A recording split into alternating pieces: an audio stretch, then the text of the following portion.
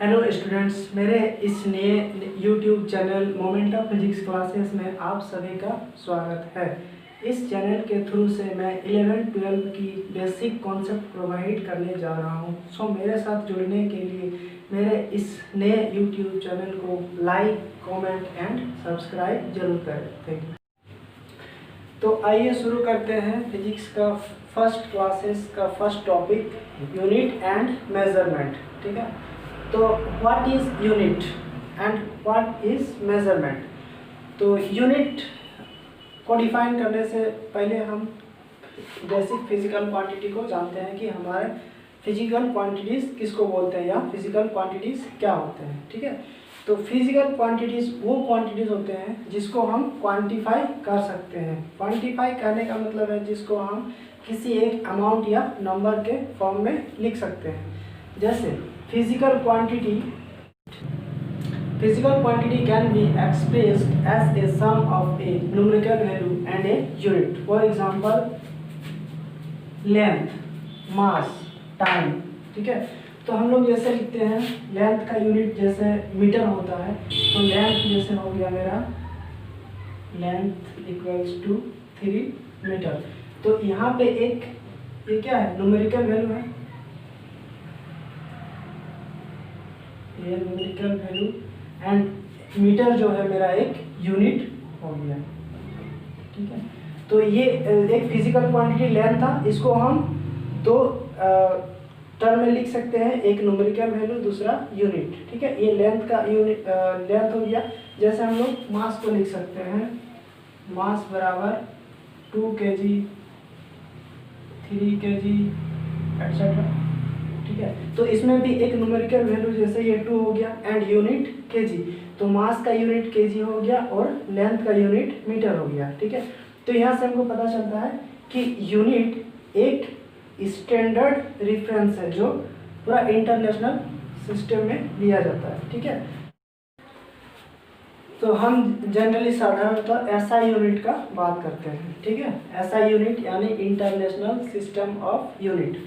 So there are 7 fundamental units होते हैं और उन्हीं 7 फंडामेंटल यूनिट या फिर फंडामेंटल बेसिस से बाकी जो फिजिकल क्वांटिटी होता है वो उनसे डिराइव किए जा सकते हैं। फॉर एग्जांपल में देखते हैं,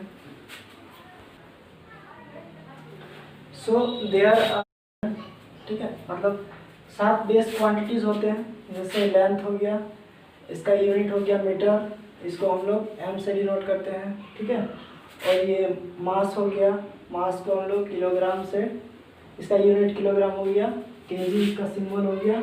ये टाइम हो गया, इसका यूनिट सेकेंड और इसका सिंबल एस हो गया। इलेक्ट्रिक करंट, इलेक्ट्रिक करंट का यूनिट हो गया एम्पियर, इसका सिंबल हो गया ए। और थर्मोडायनामिक टेम्परेचर, इसका ऐसा यूनिट हो गया केल्विन, इसका सिंबल हो गया के। और अमाउंट ऑफ सब्सटेंस हो गया मोल, इसका यूनिट हो गया, यूनिट मोल हो गया और ये सिंबल हो गया मोल। ठीक है, एंड लुमिनस इंटेंसिटी उसका होता है कैंडेला यूनिट एंड सीडी उसका सिंबल होता है।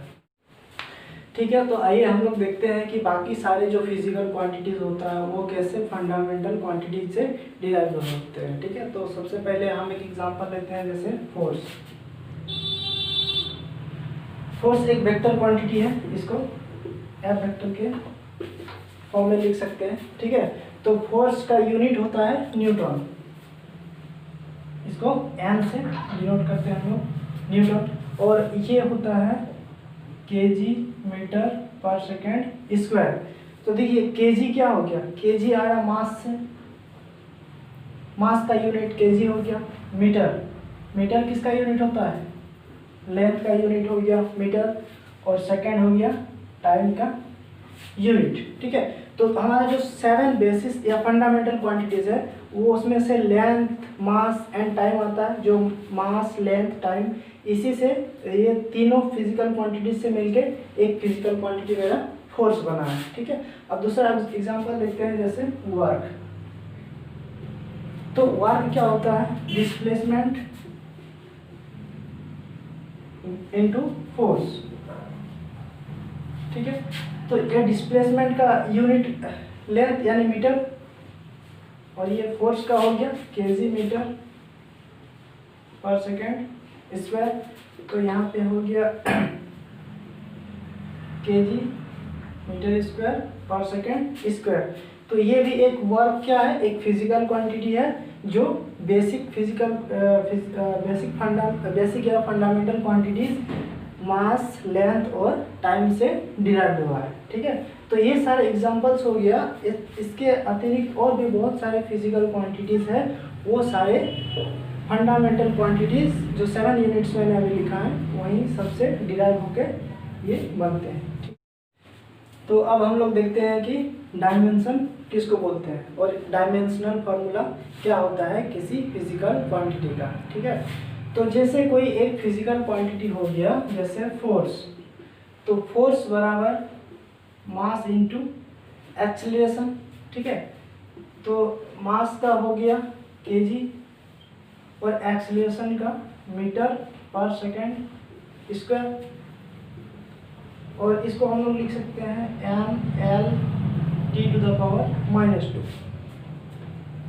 केजी को हम लोग कैपिटल M से डिनोट करते हैं।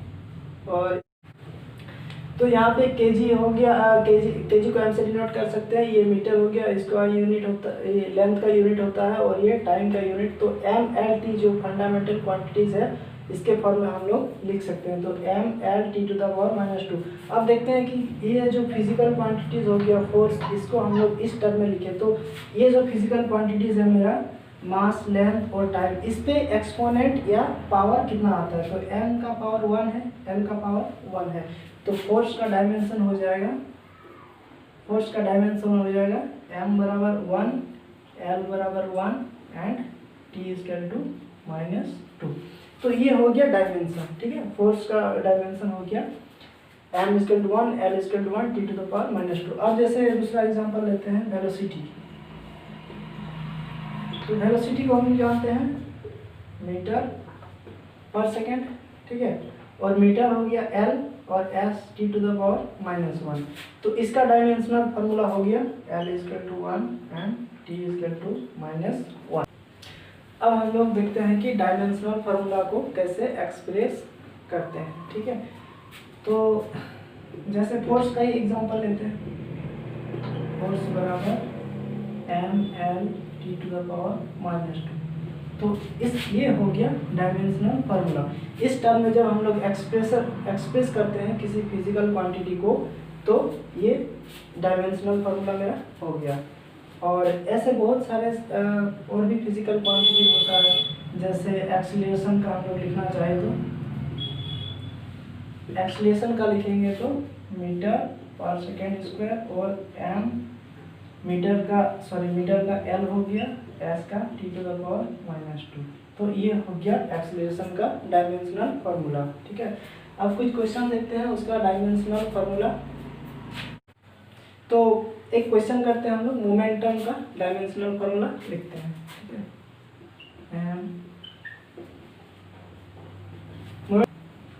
तो momentum P = mv, mass into velocity, और मास का यूनिट होता है केजी, वेलोसिटी का मीटर पर सेकेंड, और इसको लिख सकते हैं mL/(T⁻⁻1). तो ये मोमेंटम का डायमेंशनल फार्मूला mL/(T⁻⁻1) हो गया। अब हम लोग इसका डायमेंशनल फार्मूला निकालना चाहते हैं, 1/μ0 × ε0। ठीक है, तो पहले हम देखते हैं कि ये क्वांटिटीज कहाँ से डिराइव होके आया है। तो c बराबर 1/√μ0 ε0, और c क्या है, c है स्पीड ऑफ लाइट। ठीक है, और स्पीड ऑफ लाइट यानी वेलोसिटी है, तो इसको हम लोग लिख सकते हैं c² बराबर 1/μ0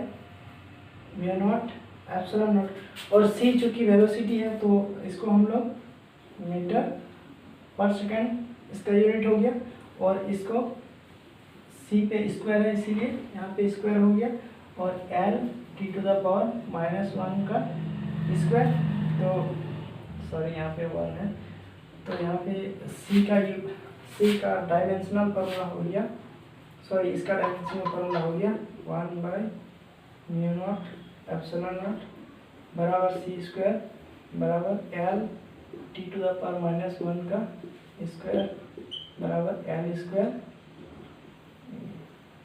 T to the power minus two. तो इसका डायमेंशनल फार्मूला हो गया L square T to the power minus to.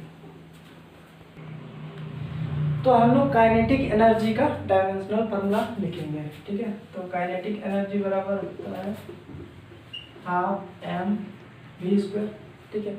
और एक चीज़ है कि हम लोग डायमेंशनल फार्मूला लिखते समय मैग्नीट्यूड का यूज़ नहीं करते हैं, तो सिंपल इसका लिखेंगे एम वी स्क्वायर। तो मास का हो गया केजी और वी का मीटर पर सेकेंड,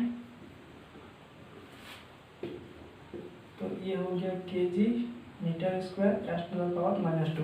पहले हम लोग इसको यूनिट में लिख रहे हैं, फिर इसका डायमेंशन फार्मूला लिखेंगे M L square T to the power minus to.